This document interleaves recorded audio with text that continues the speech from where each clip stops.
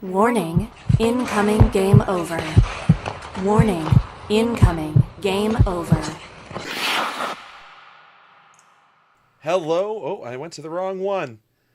Hello. Warning, And of course, it's playing the incoming audio game all over over. again. Well done, Conrad. Welcome to Amateur Hour. Oh, never mind. I've just got my YouTube audio up. Oh, my goodness. Well, hello and welcome to the first Calgary hosted Game Over by myself, Conrad Krausert. Joining me is Anand Unnithan. Anand, we get to start it off with a win. I wasn't expecting this. Yeah, I wasn't expecting it either. What a performance. Lots to like, maybe a few things to dislike. We are here to break that down for you. Happy to be here with you, hosting my first ever post game show Yeah. with Game Over Calgary. So yeah, I got the early welcome joining Kaya over on Game Over Vancouver, and I'm already getting some shots fired from Audie James in the chat. Or Audie, stick to your being a father and being successful in your work. But before we go any further, we got to bring up our title sponsor of Game Over for the day, and that is Game Over's new Hyperdrive Hockey podcast. Hosted by Maxime Van Oot and Danielle Malboeuf, Hyperdrive Hockey covers the sport at large with irreverent humor, quality analysis, and a strong voice that's unafraid to talk about real issues. Hyperdrive Hockey is Game Over Network's new flagship show, broadcasting twice a week. You can check it out on the Game Over Hub channel every Tuesday and Friday, or at thegameovernetwork.com/pages/hyperdrive hockey, or get it on your favorite podcatcher now. So, now that the stuff I have to say is out of the way, let's go straight to a game summary, because the Flames win 6-3 over the Philadelphia Flyers. And the Flyers are on the second half of a back-to-back, yada, yada, yada. I'm sure J Money is making all the excuses in the chat already that he can. Shout out to J Money, usual viewer, back again for the new season. But the goal scoring started off Jonathan Huberdeau. It was an ugly goal. It was reviewed for being an illegal goal, but it did eventually count. Assists to Martin Pospisil and the Jonathan Huberdeau whisperer, Anthony Mantha. We'll talk about that a little. So, Anand, did you think that the review was a little silly? They did take a look at it. They definitely had their doubts on what their goal was going to be. They took a bit long, and I think they should have just gone with their original instinct, which they called it a goal. So I think fair bit they took a little longer than we expected, but clearly that was not off a hand. It was from the shoulder, which should remain as a good goal. Yeah, it's I just didn't understand what they were reviewing. Like, I think it was pretty clear. And as long as you don't kick it or use your glove to motion into the net, as far as I've understood the NHL rulebook, that's a good goal. But I'm not a referee, or I'd be getting paid a lot more than I am. But yes, and then it is the second goal of the game, brought to you by the other member of the Tkachuk trade, Mackenzie Weegar, with his second of the year. Assist to Jonathan Huberdeau and Kuzmenko. That one was just a blast from the point on a 4-on-3. Or no, was that the 5-on-3? No, that was the 4-on-3. Or am I mixing my power play goals up? I don't have that one. Whatever, it was a power play goal. Yeah. We'll move on. Oh yeah, it was a power play goal. Yeah. There was a lot of goals in this game on the special teams, and that'll be something we talk about later as well. Flyers get on the board with Travis Konechny. He only picked up a shorty, and it was a beautiful passing play that led to it. Assists to Scott, Lawton, and Johnson. Just a great give and go heading down through the Flames zone. But we're not going to dwell on that. This is a Flames show. This isn't the J Money show. Anyways, then the Flames go back to the power play once again. Nazem Kadri with his first of the year. Kuzmenko picks up his second assist of the night, as does Jonathan Huberdeau. Thoughts on Kadri's first of the game, Anand?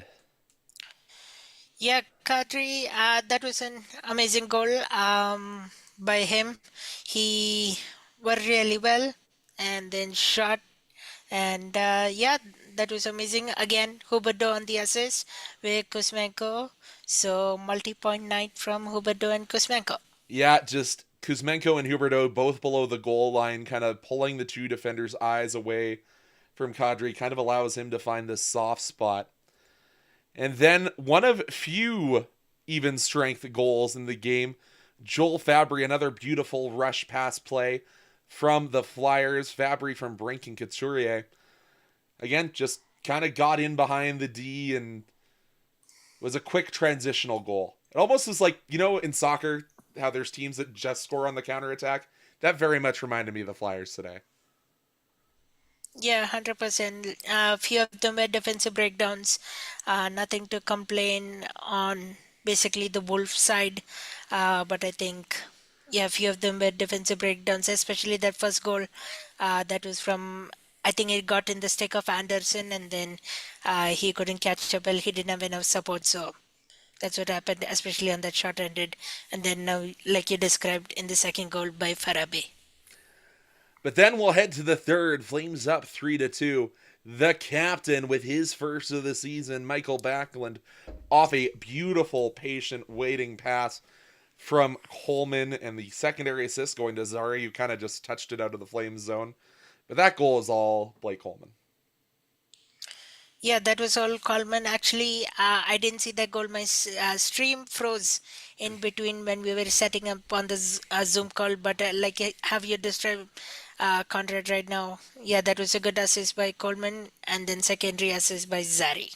Yeah, just waited for the Flyers defender to go down. And you did have Matvei Michkov trying to race his way back, just couldn't get back in time. But speak of Matvei Michkov, a little bit later. Because Jonathan Huberdeau, his second of the night, again, Pospisil with the assist, and Jake Bean drawing the secondary assist. I want to kind of call it a face-off play. I don't think it necessarily will always work that way, but Pospisil just takes the puck, flings it on the backhand, and Huberdeau makes no mistake. And the Flames take the lead by 2 once again. Or no, that's by 3 at that point. Math's hard. Yeah, it's very rare you hear that we say Huberdeau doesn't make a mistake because that's not what we saw last season. This season so far to start, 2 goals tonight, 1 assist, and then with the goal last game as well, he's on fire. Hubie's almost back. It was actually 2 goals, 2 assists, and odd. He did have the secondary assist on the Kadri goal, so up to 5 points on the season. Yeah, then Travis Konechny with the net empty, so the 6-on-4 power play. Konechny gets the assist from Matvei Michkov, his first point as an NHLer. Secondary assist going to Frost, who actually left the game earlier after getting leveled. I believe it was by Klapka. I think it was Kadri... Klapka. It was Klapka who caught him. Yeah, gotcha. Klapka's a large individual. I don't think I want to square up against him. But then the empty netter sealing it from his own side a half. Nazem Kadri, assist to Kuzmenko and Uyghur, and that was all she wrote, folks.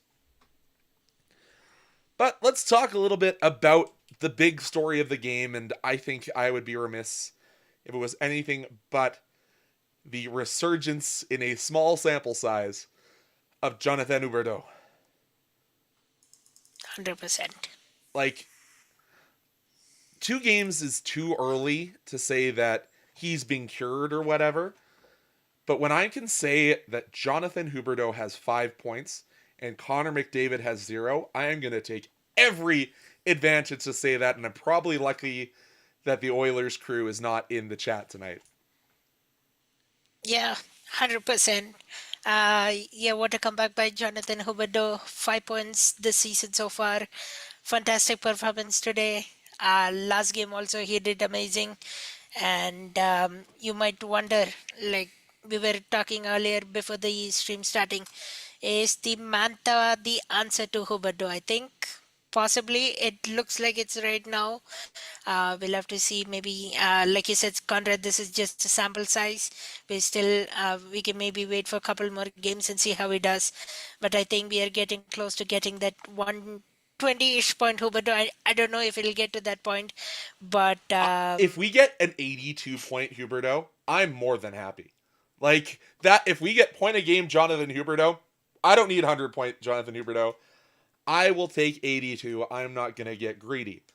I don't think he's going to be on pace for 2.5 points a game for the rest of the season. I just don't think that's realistic for what we've seen from Huberto as a Flame. But I'll take the improved performance any day of the week. 100%. And the more The that mo- he scores, the less I have to emulate Audie James in the paper bag.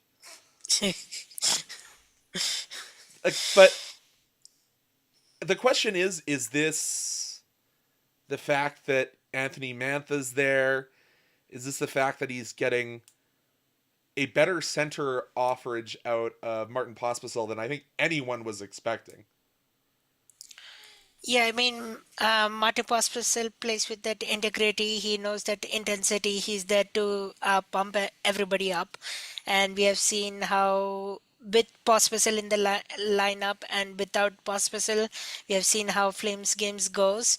So I think that is one of the key point.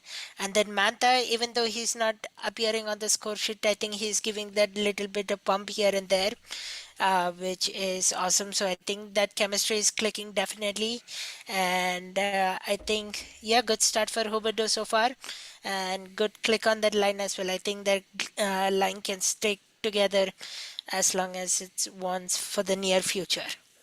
Speaking of click, before we go further on the Jonathan Huberto or head to our next period, I'm going to ask you guys to go click that subscribe button to Game Over Calgary and then go to Game Over Network after the show. Go click subscribe there, and while you're at it, click the like button.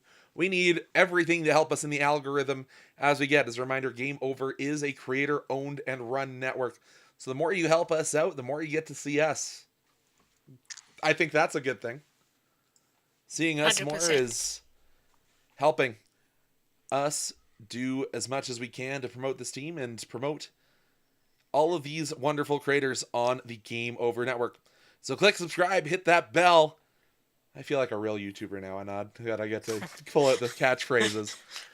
But I have used it before, so see, it's the first time for me. It's novels for me still. But shout out to Cami Kepke, obviously formerly of Global, now with the Western Hockey League and the Nation Network. She did the research, and that is Jonathan Huberto's first 4-point night as a Calgary Flame. So, if this is the new Jonathan Huberto for the 24-25 season, I think we are in for a much more positive scenario than we expected. 100%. But, like, that's kind of a mixed bag. I talked about this with Kaya and Zach on the first game. We don't want to give up that top 10 overall pick, or that top first round pick, to Montreal. So I'm of two minds. Do I want us to keep winning? Do we need to keep Anthony Mantha to keep Jonathan Huberto happy? Do we need to extend Anthony Mantha for another 5 years so that we can just have Huberto in his happy place? Or do we fire everyone off into the sun and keep in the bottom 10 of the NHL? Yeah, it's gonna be a difficult decision for the coaching staff, definitely. Um, we we won't have a clear answer if the chemistry is gonna stick around, maybe.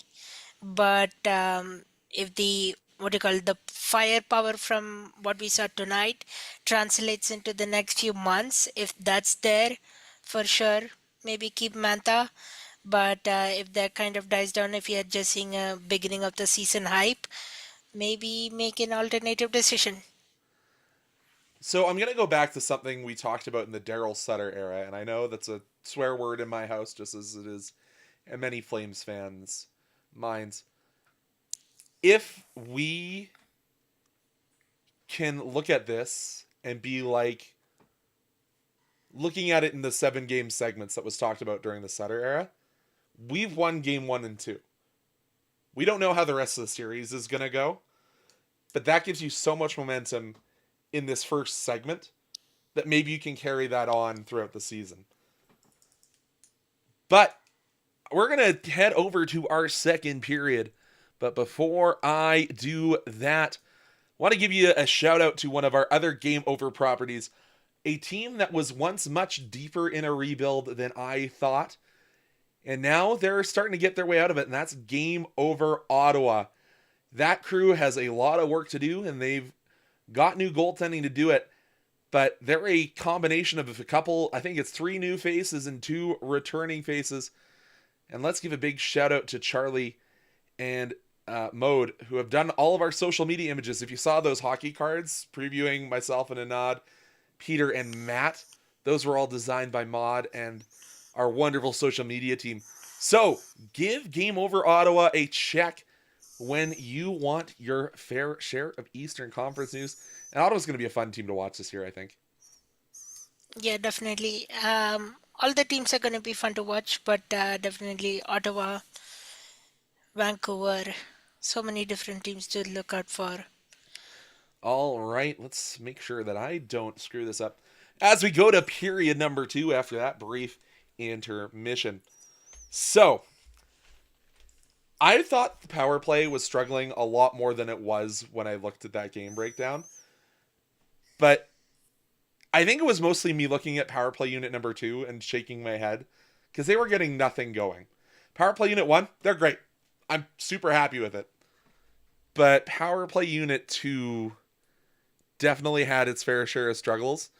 And as much as I think I like Rasmus Anderson on unit 2, I don't know if Dennis Miramanov is the way we need to go about this for the future. Yeah, definitely. We'll have to see. Maybe he gets a switch to power play 1. Is that an option? Maybe.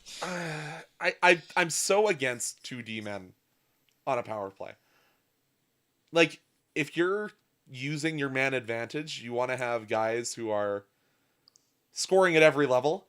So I'd rather have a 4th forward and rather have that be the Lamborghini standing in front of the net and being a menace than have Dennis Miramanov on the blue line. No, the only thought on that is because Daniel Miramanov used to be a forward as well before, so maybe he has that. Maybe can he transition into half and half on a power play? Maybe, but Going yeah, back maybe to you the do have a days of the point Rover. Yeah, but maybe you do have a point to maybe he's not working at all on the power play. That could be a thing too. But yeah, maybe we don't want the extra defenseman on the power play unit. Maybe we can use 4 forwards. But yeah, I do see your point. And then yet again, the Flames get scored on, but with a number 1 with a shorthanded goal that should have never happened. Puck gets jumping on Blake Coleman, and he can't get back. That's something you don't want to ever have. And then, so that was a shorthanded goal. And then a power play goal at 6-on-4. I don't know how much you can blame that on the Killers, because John Tortorella and his non-branded fleece vests were putting out the extra man with 3 minutes left on the clock. I hate how John Tortorella dresses. I'm sorry, it's so off topic, but I can't stand it. I would so much rather it be you're actually in like the team branded like tracksuit, because you see managers do that in soccer, in cricket, in some regards. I think they do wear the tracksuits. Yeah, they do. Yeah. Good comment here from one of my friends, Abid. That shorthanded goal was given up. There seemed to be no urgency in the back check. I 100% agree. That was the top unit, so it's Uyghur. That's the only true defenseman going back, trying to mark 2 guys. And with the lack of a back check coming from Coleman or Hey, you have Michael Backlund on that line, who's always been praised as one of the most defensively responsible centers in the league. He's not coming Yeah, back to assist in at least trying to angle off or cover the trailer, and it ended up in the back of the net. yeah, 100%. Good point, Abid. Thank you so much for tuning in. But I think that's all we can really harp on.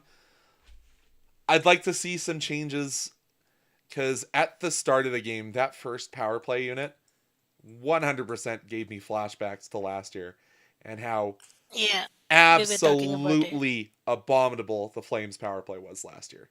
There's a reason we changed our coaching staff. Yeah, And it's and just it's something that's ticking in the back of my mind. Maybe it's Flames paranoia. yeah, it's sort of clicking in between. So we scored 2 out of 4 on the power play today, and if you have one perfect power play, the next one is not so perfect. Then you have another one that's perfect. So it kind of totally, what do you call, flip flops in between, if you want to say it, zigzag or whatever you want to call it. It's not as consistent as you would like to be.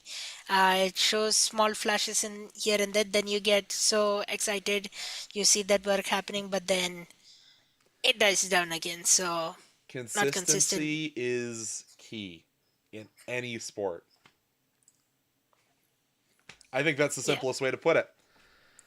But we are going to head into our third period. But for your second intermission, I do have to shout out La Rouge. For those of us living in Western Canada, we have no idea what La Rouge is. But La Rouge is effectively crowdfunding in Quebec. And if we can hit over the $15,000 mark on La Rouge, we can get up to $75,000 in grants. That helps us pay for all of our editors, all of the people behind the scenes that are putting in so much work and so much effort. So if you can help us, the La Rouge campaign hasn't started yet. It's coming in about 6 weeks. But maybe save your money for in the new year. If you want to support Game Over, help us build towards things, we're going to put that campaign out.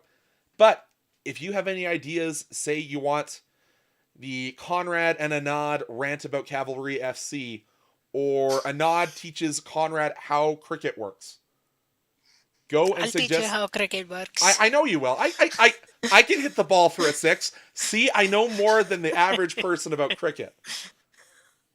I can roll it over the boundary for a 4. Yeah, you Okay, got it. I know those. Don't ask me to tell you where mid wicket is. That's we'll get there. But if you want anything like that, let us know before that La Rouge campaign kicks off. We'll set that up as a stretch goal. But just another way to support Game Over. Now, our third period is going to be a focus on the fourth line. I would love to have a team, like if I could go on EA Sports and build a team that just says 4 Lombergs, 4 Klapkas, and then 4 centers that don't matter, I would inject that into my veins. I 100, love yeah. the energy that they bring. Oh yeah, definitely. Lomberg, he's not as tall as Klapka, but he's ready to go and intense hits. Klapka, you have him standing tall. He will go dancing around. That wraparound go almost attempt you saw in the second period, that was fantastic. He'll stand tall. He'll go. He's afraid of no one. He'll go. He'll jump in wherever you want, and that's what I like Lomberg and Klapka. And I think you can put any center there as well. Maybe a Pospisil can go there. Kirkland is there now. Maybe when a Rooney comes back, but those two on the left and right wings, Lomberg and Klapka, man, you have got a good fourth line pairing.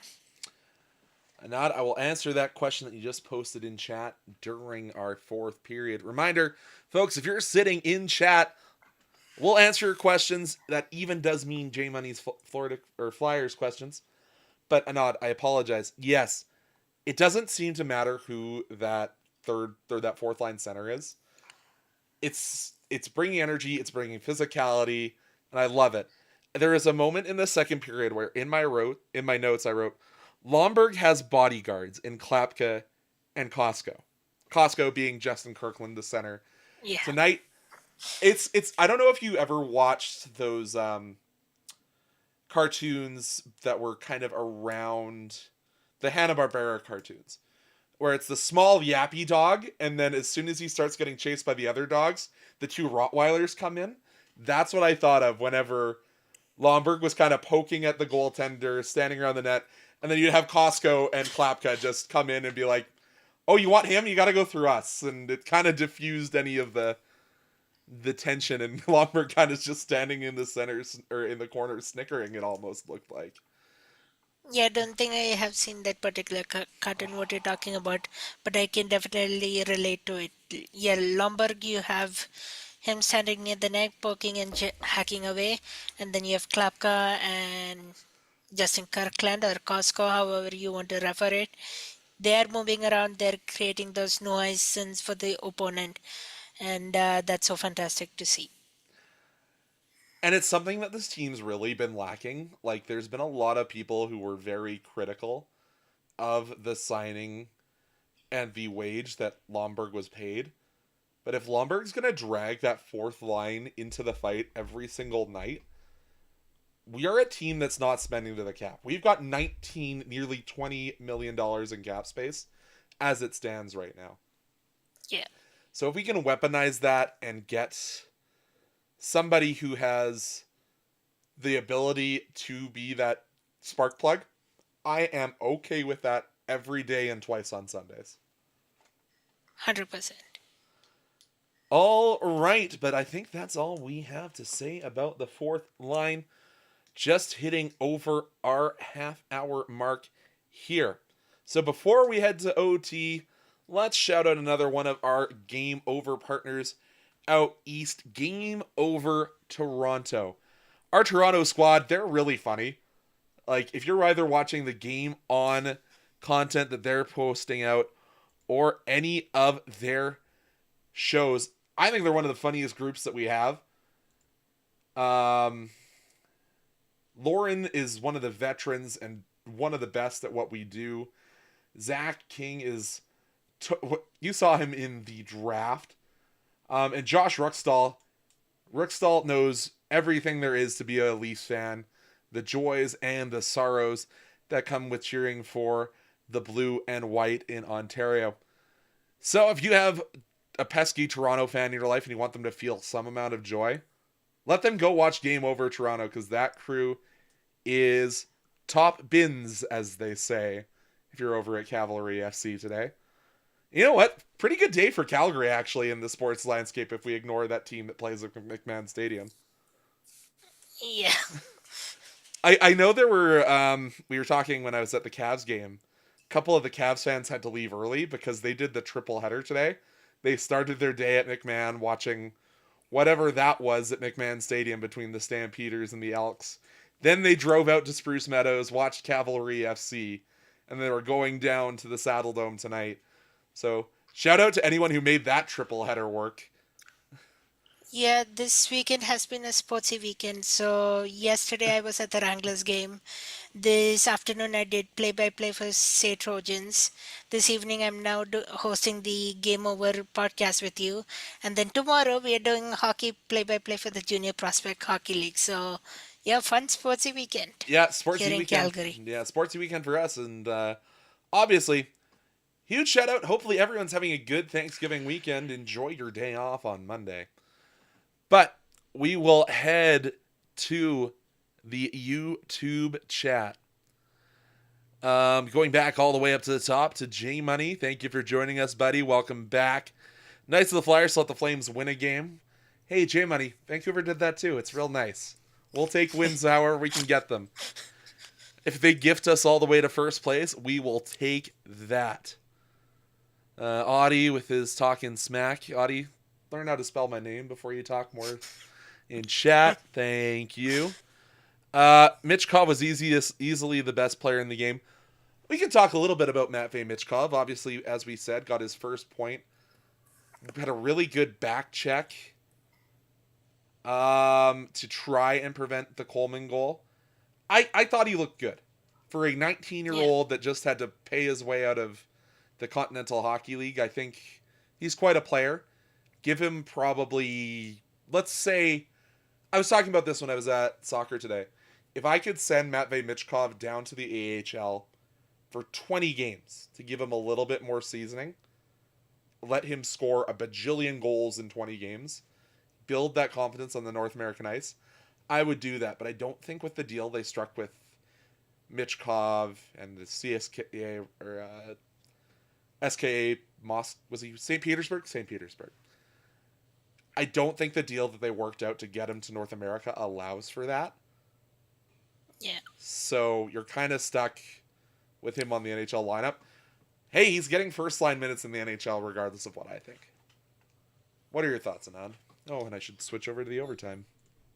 Yeah, I think you do have a good point, especially 19-year-old being able to show that skill. I know there are different rules and regulations when it comes to different contracts and rules on what you can apply. I think giving him opportunity to play, and maybe Michkov is an example of other players within the Flames organization itself you can relate to. Do they need the seasoning? Do they need the conditioning? Do they need junior league time? Are they ready to go? And one of the recent examples, something that we didn't talk about in the three periods here so far, is Sam Honzek. What a performance he has been having. He was excellent today, although he was quiet on the score sheet. Excellent night today. Had couple of high danger opportunities to score. Again, does he want conditioning? Is he ready for the NHL? A lot of questions that way.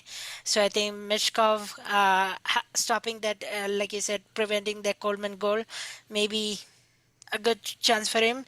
Maybe he has a bright future ahead. So we'll have to wait and see how it translates for everybody. It's a different slow process and how it goes. And our other co-host, Matthew DeMille, in chat. These multi-point games from Huberto better not be a common occurrence. Hashtag tank for Hagens. Yeah, you get a little bit more chance to view some of these prospects than we do, don't you, Matt? Who knows? The bubble could burst at any time, like we were talking about before we got on. The Oilers, everyone thought that they were dead about the quarter mark of the season because of the start that they had, and look how that ended up for them last year. So who knows? This could be an aberration, and in a couple months we could be pulling the paper bag out to go to games. Props to Kadri for taking the big hit to score that empty net. Take the hit to make the play. Everyone says that. But here's the big question I think we should answer, Anand. And Anand nailed it flip-flops, but I think the fact is it's either fact or famine, feast or famine is concerning. I think that was in regard to Huberto's play. As well as the power play. I think it's the power play. Yeah, I think it was a power play that I talked flip-flops about. How would you boys like to see the Flames integrate Coronado into the lineup? Obviously said Scornado, but we both know who that is. Yeah. We kind of talked about a little bit about this off air, and I know you're praising Honzek, but I've actually found him to be a little bit invisible. I'd like to give Honzek 1 to 2 games off, and I think tomorrow's probably when you do it. You probably have him say, this is the second game of back-to-back. You're 19. Go eat some Edmonton popcorn. And watch from the rafters. Let's get Matthew Coronado in. See if he can add a little bit more pop to that first line. What are your thoughts? Yeah, that could work. Or I could see probably Zari, Kadri Kuzmenko, and then Coronado Backlund Coleman line, just to give the bit of a veteran experience for Coronado to adjust back to the game again. Again, he has been not playing for a few games now, maybe to just give that adjustment. But I don't mind seeing Coronado in the first line totally, but just the adjustment concerning, like we told about how he's ready to play. So maybe we see Coronado Backlund Coleman, and then we see Zari Kadri Kuzmenko. That's a possibility. The Backlund bump is what you're calling for then, I guess. We've seen that whenever someone in the Flames is slumping or you want to get them going, throw them with the Blackman or Backlund Coleman line and see what you can do. Mackenzie Grafton says Matt is definitely getting into the game tomorrow. Good point to give Hanzek a rest. Someone agrees with me. I'm glad that it makes one. I also agree. Okay, good. Good.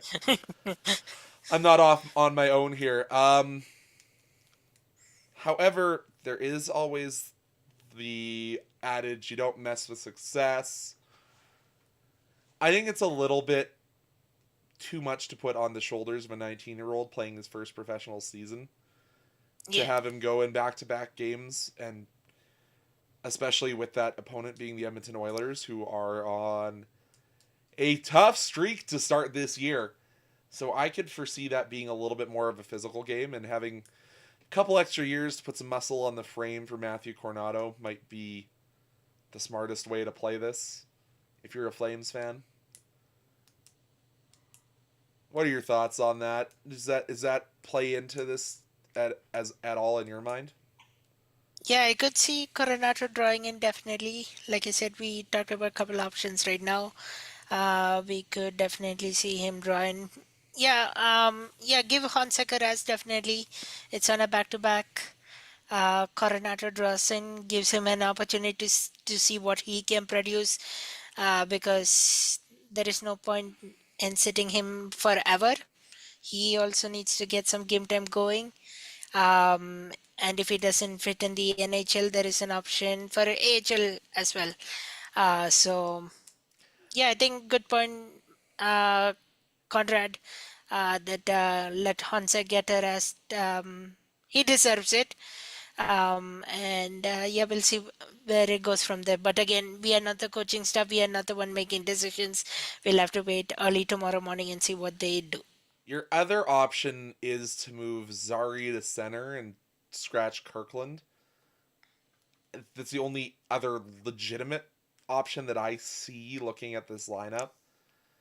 And I don't want to see Connor Zari as a center in the NHL. I just don't think he has the frame, and I don't think the workload makes sense of it.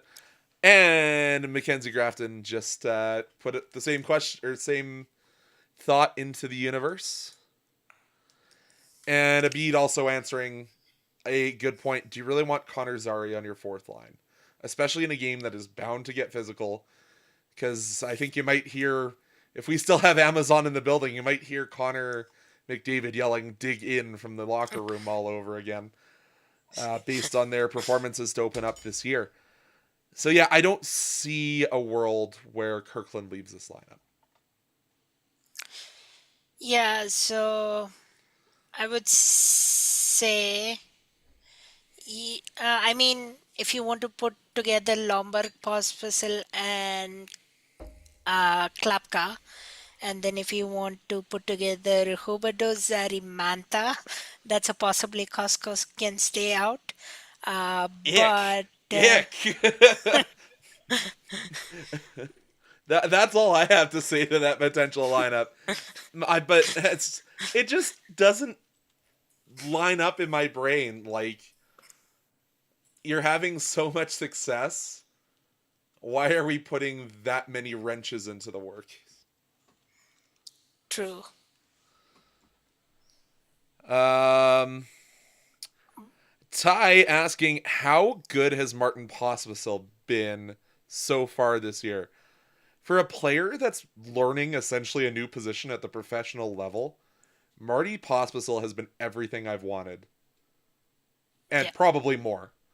Add to the fact that they were trying to build this Sharangovich, Pospisil, Kuzmenko line, and then you lose Sharangovich in the final game of the preseason. So you're having to redo that with a new winger. I think it's been great. I think he's been one of the shining lights of this squad. Your thoughts, 100%. Abid? Okay. Abid, I apologize. I just spent a lot of time with him. Anand.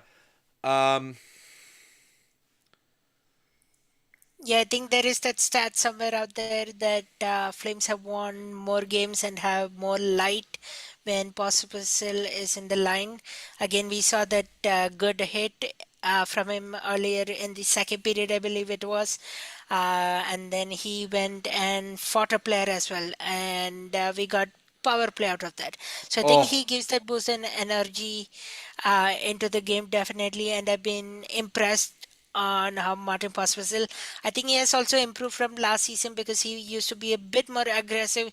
He used to get knocked out of games, but I think he has slowly learned the logistics of NHL and he seems to play with that integrity and more discipline now. We don't see as much as intensity from him, but I love it though. He's been going on and on. So yeah, I like him as a player so far, how he has transitioned.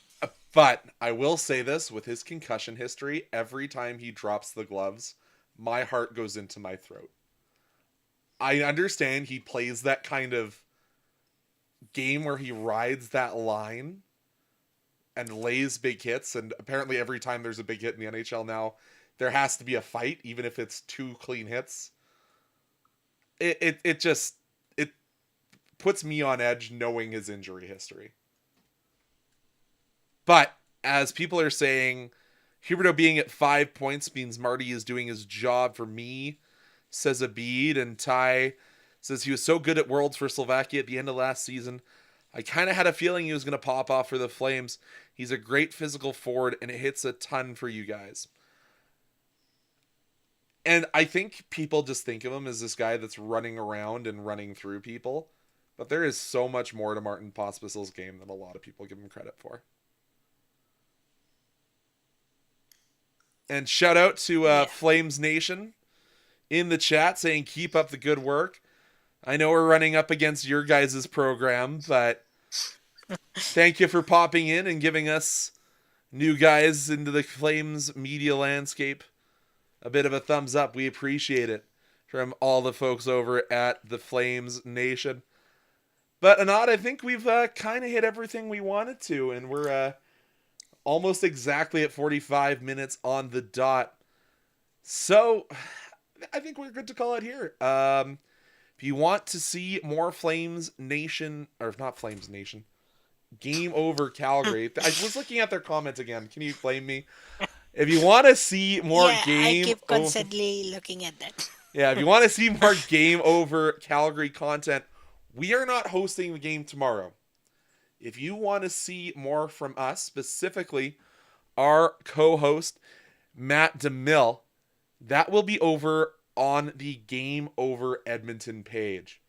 So maybe, I know it sucks to follow anybody from Edmonton, but go hit the follow button. It's only for a day. You can turn it off when we're done. But Matt will be there tomorrow. Hosting his first time, well, guesting his first time. Matt, all the best tomorrow. I will tune in as best I can. Who is with Matt for the Edmonton side? I will pull that up. It will be Austin who is hosting. I haven't gotten a chance to meet Austin, but Matt and Austin, I'm sure you will kill it. For myself, Conrad Krausert, and I'll let you sign yourself off, Anand. Yeah, I just want to give once again shout out to everybody who has been watching this evening. Mackenzie Grafton, um, and Flames Nation, and Ty, and everybody who tuned in. We appreciate you hanging out with us. Thanks for spending the evening. Oh, My name is Anand. and Anand, before you sign off, go check out our Patreon. I forgot to shout that out earlier. We have a Patreon. It doesn't matter if you're hitting any of the various tiers. Go give it a check out. We also have a Discord server. I apologize. We need to get that in before I sign off. So for once again, go ahead, Anand. Yeah, once again, shout out to everybody who joined us. Thanks for spending the evening with us. And I'll be back on the streams on October 15th when we host the Chicago Blackhawks, where Peter will host that show and I'll join him as a guest. So if you want to come and hang out with us that evening, you're more than welcome to. My name is Anand Unnithan, your I'm Conrad new host for Krausert. the And we're your new hosts for Game Over Calgary. We'll get this going as we work out. Thank you so much for tuning in, ladies and gentlemen. We'll see you tomorrow. Oh, I forgot to put the extra outro in. I'll do that in post. Cool. You're off. Yeah, we're off. I just end streaming. Good job. Thank you so much. Thank I'm gonna you. go get to bed. I'm gonna post this tomorrow Tomorrow. morning. Yeah. I don't know if I want to prepare rosters tonight or maybe tomorrow. I'll maybe wake up tomorrow. And they said they have them printed at the arena, but I'll print off them anyways. And I think the website has some good stats too. I might look at that before I leave. All right. I will see you tomorrow, Anand, even if it's just in passing as I leave.